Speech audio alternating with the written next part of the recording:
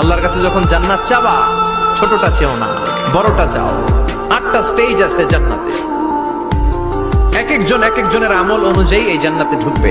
কেউ ঢুকবে জান্নাতুল মাওয়াতে, কেউ জান্নাতুল নাঈমে, কেউ জান্নাতুল আদানের ভেতরে, কেউ দারুল কারার, দারুল খুলদ, দারুল মাকাম, ইল্লিয়ুন এগুলোতে ঢুকবে।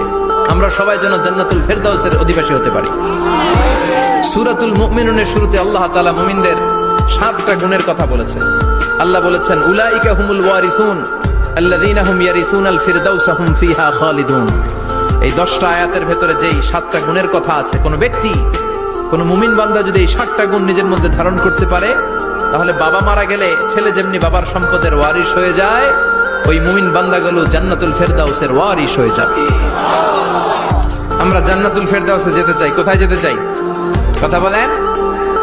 আমরা জান্নাতুল ফেরদাউসে যেতে চাই।